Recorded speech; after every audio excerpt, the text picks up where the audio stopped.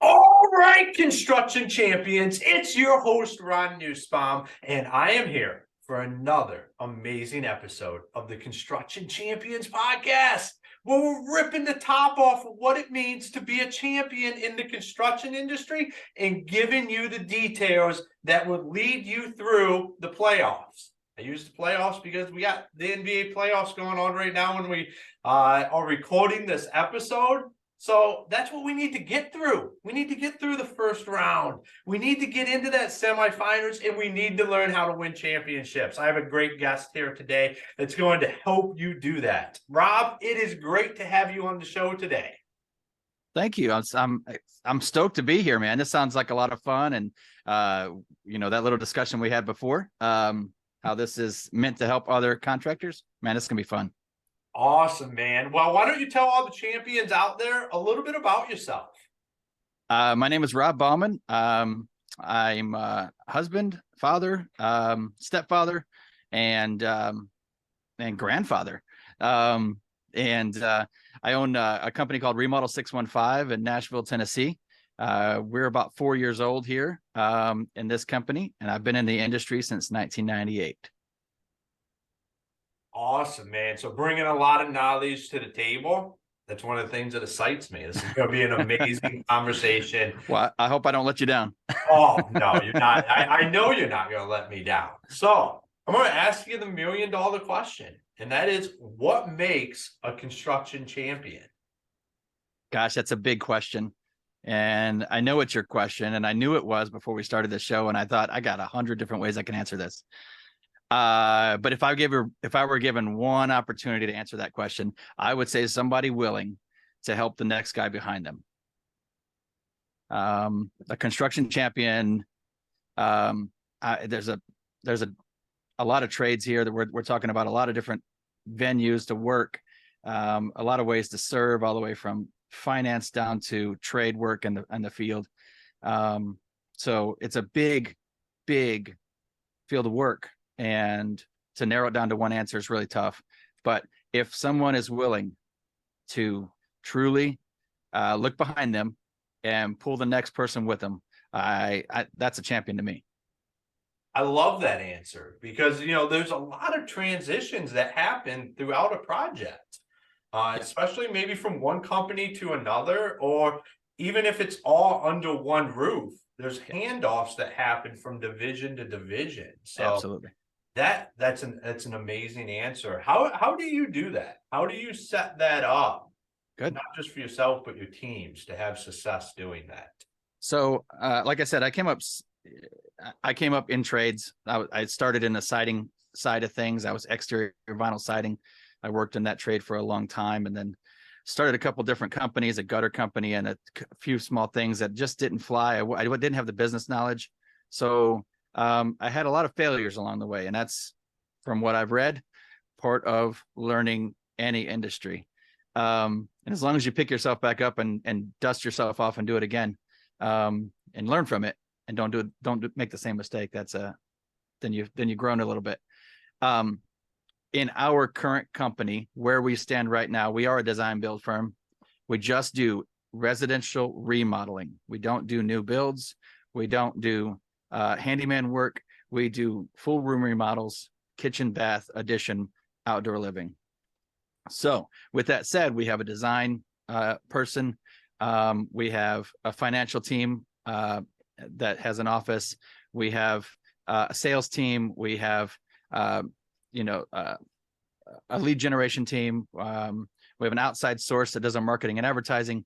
So all that stuff, there's a system to that and a process where an individual out there would reach out to us. That handoff goes to the sales department. That sales department hands off to the design department. Once it's a closed sale, the design department hands off to production, and then sometimes those crisscross back and forth. That handoff, we have struggled, just being transparent. I don't think that we've perfected it yet. I haven't seen a company who has perfected it yet. But a few solid tips are: make sure everybody's friends and friendly. If I've seen anything in the construction trades, it's people blaming the last person who touched it. everybody, I mean, the drywall guy will always blame the framer will always blame the foundation guy will always blame the excavator, blah blah blah. If production gets a job and there's a design flaw or there's an issue in the design, don't blame the designer. Go back to the designer, say, hey, we found an issue, let's resolve it, let's find a new way, and then present the new solution to whoever needs to hear it. But throwing somebody under the bus behind you is the fastest way to end your term in my company, because we just can't put up with that. It creates a culture of negativity that we cannot afford. So that was a long answer, wasn't it? No, that's an awesome answer. And I love the transparency to be able to say, hey, this is what makes a champion. This is what I'm working on. We're not there yet, but we're headed in the right direction. And I love everybody needs to be friendly, because we do. We can. I feel like we get really combative sometimes with our conversations. Like if we came into the room as more of, how are we going to fix this? More of a collaboration feel, instead of coming in all combative, like, oh, you messed this up, now I got to do this, instead of, this isn't exactly right, this is how I think we should fix it, what do you think? I think we need more of that in the construction industry. Yeah. And there's at any given level, there's a dozen ways to do a certain trade. I mean, I've heard, I don't care how many drywall guys you meet, none of them do it the same way. And everyone will tell you the last guy was stupid. And they're openly, I don't understand it, because that just means that it gives the right to the next person to say that you did it wrong. And everybody arrives at the same place. You know, you're at a level 3 mud, and you know it's this smooth, and this is where we're going. This is the level to the house. Or we're going to a level 4 or level 5, whatever you might be going to. You may go there with a 12-inch trowel, and the next guy might want a 16. Who cares? Just get there. Just get there. That's the general contractor and me speaking. Well, I mean, at the end of the day, that's where we're trying to get. Like, the house has to be built, the renovation has to be done. We have to transfer this off. Like, we can't be talking about exactly how we're finishing the concrete or the drywall here at the end of the day. Like, it just doesn't work for the project. And I think you said something really magical there when you said all you're doing is opening it up for the next guy to just say the same stuff about you. I mean, that's how we start to kind of change that narrative. Is like, if we're just the guy that shows up, like if Rob knows when he calls Ron's just going to come out there and do it, because he understands what that end process, what that end goal in mind is. Man, there's not going to be this wasn't done right, this wasn't, because there's always stuff that needs to be cleaned up. You could have dropped the mic at Ron's just going to do it. I've got some great subcontractors that work with us, and what makes them great is they don't call me and complain. This window's out of square, I can't do my job, I'm leaving. What do? They square the window and finish their job. It isn't, I mean, okay, I'm probably going to push some buttons here. This might get you some publicity, but it isn't a union job, kids. You don't pull that's not my job. If you're a residential contractor and you're working on the house, it's probably your job. And if it means you can't put the trim on, square the window. Don't leave, cause the customer to have a 4-day break in their project, make the window guy come back out, square his window, and then you come back 3 days later to finish the trim.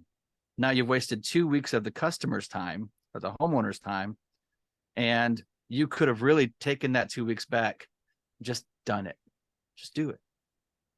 Yeah, and the stuff we're talking about is stuff that doesn't take much to do. I mean, if you're there, like, it's, I completely understand what you're saying, because that's something that we have to work through. Like, some guy, like, if you have the amazing subs, amazing employees and stuff that get that job done, like, that's a culture thing. That's something you have created where people do that. because the wrong people will just walk away. And the really wrong people won't even call you. You'll just show up to the job. And it won't be done. Yeah. And you're calling them going, where are you? Yeah. So, I mean, what have you done to help build that culture to where your employees and it's just that take charge and get the job done? And it sounds like, make the customer happy. Don't create those delays for Yeah. Great question. I think the only way to do that, and much like a lot of us out here, if you're a general contractor or you're running multi-trade projects, this doesn't really apply to somebody who's a tradesman who does a single trade. You're an expert in your trade, and you may be on the other side of this coin. The advice to you might be just do it. But the guy who's the general contractor who's hiring multiple trades, the advice to them would be try out a lot of them. And hire slowly, fire quickly. That's not my quote, and I can't tell you who said it first, but I'm just repeating what I've heard in my history. Hire slowly, fire quickly. If somebody comes at you with, that's not my job, call me when it's done, don't call them. Just don't call them back. Stop paying people for half work. Keeping my language together. But that's true. Like, that's what you're saying is so true. That can happen out there. And if you do keep calling people and if you let the system just continue, it'll just get worse. It will. I think you get guys that get in a position where, like, I don't understand how everybody is always not doing what they said they were going to do. But like, that probably didn't start that way on day one. Yeah. And if I'm thinking through a tradesman's eyes, through a tradesman's mind, that tradesman's like, every time I go to your job, and I'm just using the same scenario, I have to square the windows before I can put the trim in. That gets old, right? So obviously, report. Say, hey, man, I had to square up 4 windows to get that trim done. I went ahead and did it. But man, you got to really address your window guy. Dude, if you don't address that quickly, you're going to lose a great trim guy. And I love having those open lines of communication. What you just said is like, the job's getting done, but you're still talking about what could make this more efficient, what could make this better for everybody involved. And that handoff, like, how can my guys have this ready better? Yeah. So that's, I mean, in our company here, if production gets to, let's say, I'll give you an honest example. It's one of my sales. I made the sale. I sold this covered deck screen porch, and beautiful design. It was going really well. Project manager was just cruising along. One day I get a call. It says, hey, Rob, remember so-and-so, that deck you sold? Yeah, man. How's it going? You didn't put any shingles in the bid. None. Like, there's no roof in the bid. No, I have no budget. Alrighty. My mistake. Let me see what I can do. We start addressing it from there. The idea of that is the communication in reverse, backward, saying, hey, man, I'm only stating the problem. I need a solution, or here's a solution. We can obviously just pay for the shingles and eat it. Or we could go back to the customer and say, hey, it's an honest mistake. Here's the problem. Obviously, it's the customer's right to say, hey, you bid the job and you screwed up. I'm going to take the win of $2,000. But or in that customer's case, they were very friendly about it, and they said, man, it's an honest mistake. Just tell me how much it costs. But that communication, again, reaching back and helping the last person that was involved, or reaching back and helping people up.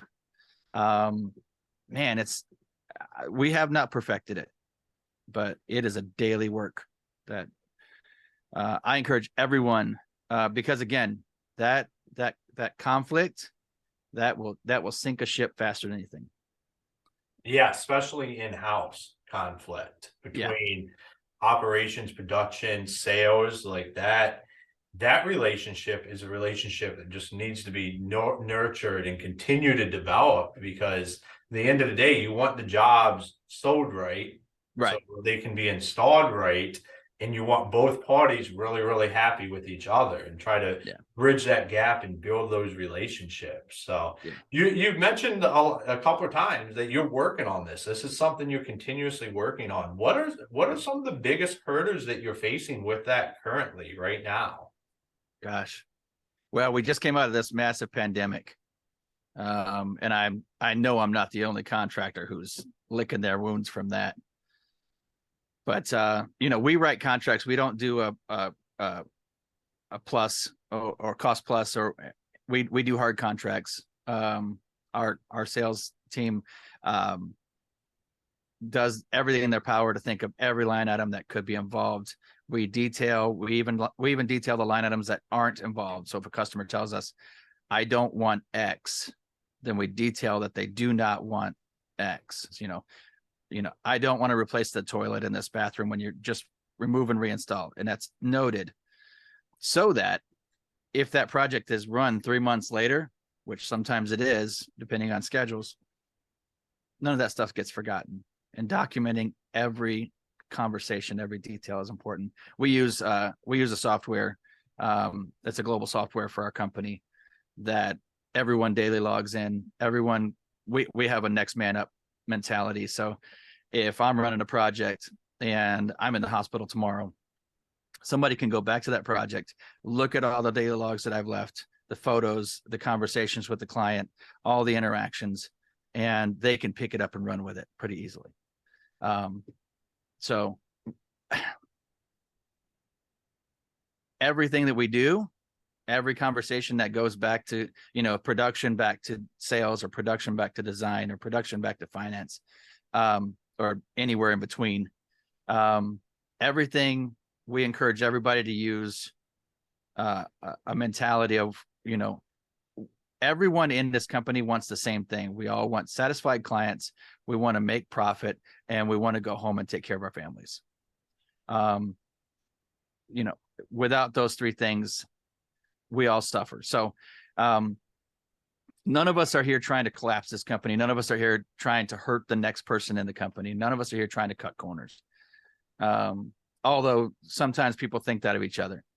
But thinking through the mind of we're all on the same team, I guess is getting to the bottom of it, is the only way to accomplish what we're talking about here. Is really just think through that mindset of we are all on the same team and nobody's here to harm the other. No matter what you think in the moment, when you're sweaty and you're tired and you're angry and you just want to yell at somebody, it's not going to profit us.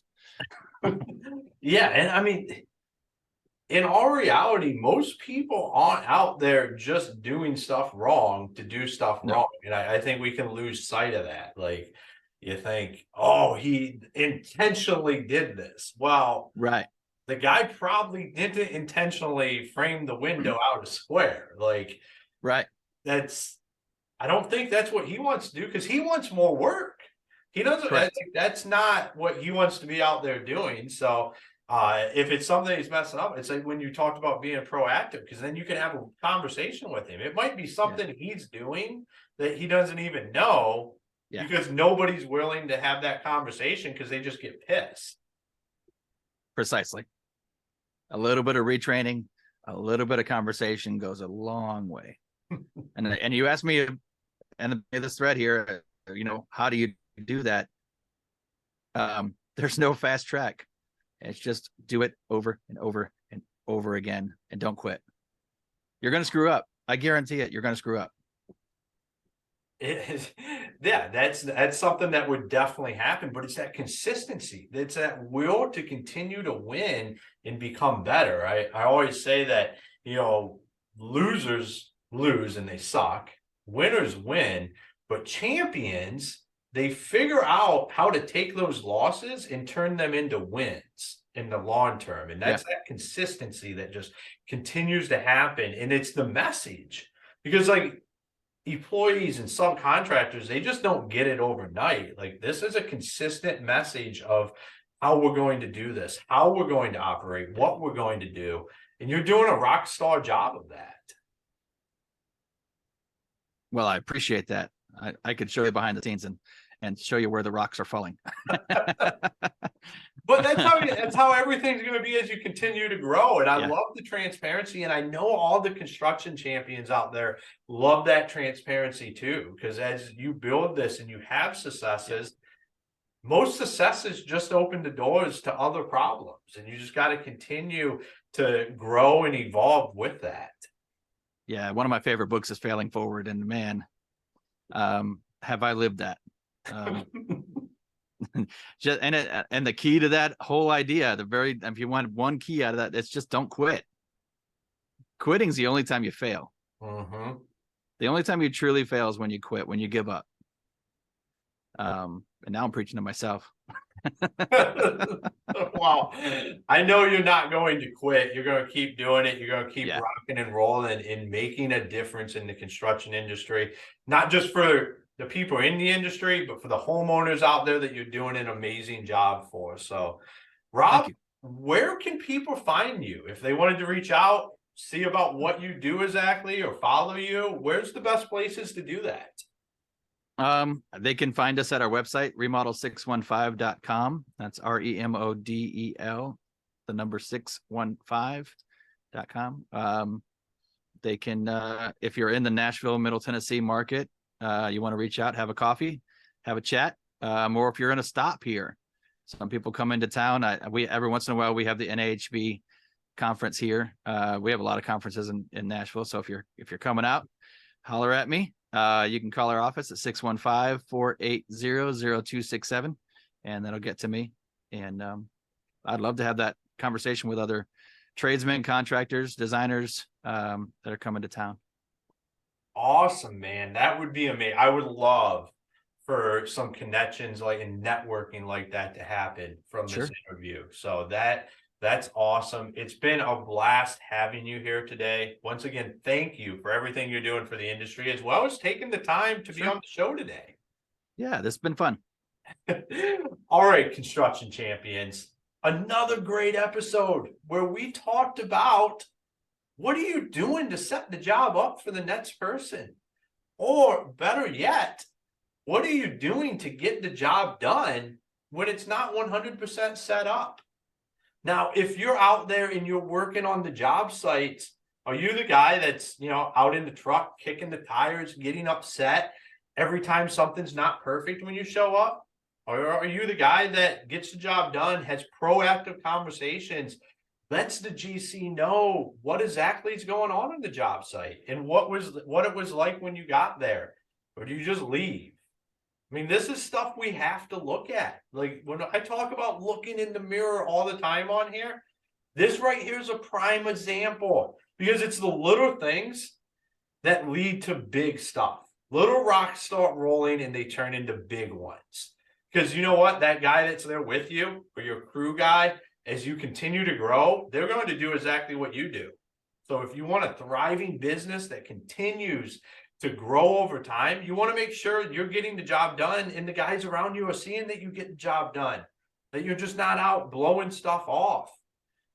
I believe, it's not always all fault, but it is all responsibility to get it done. Like most stuff's super easy to correct that we get bent out of shape about. And we just shouldn't get that way. It really is a culture thing. And as we continue to grow and you grow your businesses, I ask you to just look at yourself in the mirror and make sure that you're that guy that's creating an environment in the construction industry where job sites are a place people want to be at. Not a place where it's like, oh man, I got to go to Ron's job again. Everybody's always pissed off there. Don't be that guy. Be the guy where people are like, man, I get to do another job for Ron. I get to go over there. Everything, it's not always perfect, but I'll tell you what, everybody's happy. They're always willing to help and we can work through the details. So construction champions, until next time, be the champion you were meant to be.